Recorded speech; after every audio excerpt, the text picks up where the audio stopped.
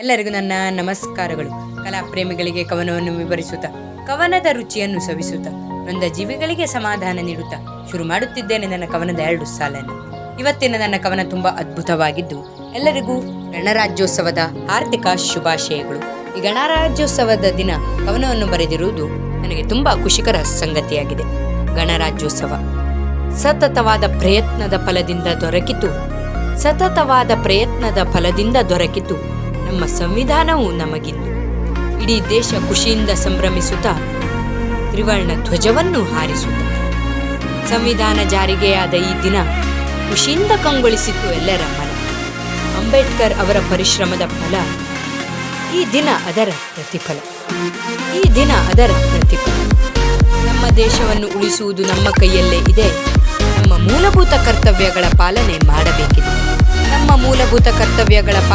ಮಾಡಬೇಕಿದೆ. ಸರಿಯಾದ ಮಾರ್ಗದಲ್ಲಿ ದೇಶವನ್ನು ಮುನ್ನಡೆಸಬೇಕಿದೆ. ಇದನ್ನೆಲ್ಲ ಅರಿತು ನಾವು ಬಾಳಬೇಕಿದೆ. ಈ ನನ್ನ ಕವನಗಳು ನಿಮಗೆಲ್ಲರಿಗೂ ಇಷ್ಟವಾಗಿದ್ದರೆ ಪ್ಲೀಸ್ ಲೈಕ್ ಮಾಡಿ, ಸಬ್ಸ್ಕ್ರೈಬ್ ಮಾಡಿ, ಪ್ಲೀಸ್ ಸಪೋರ್ಟ್. ಹಾಗೆ ನಾನು ಮುಂದೆ ಯಾವ ರೀತಿಯ ಕವನವನ್ನು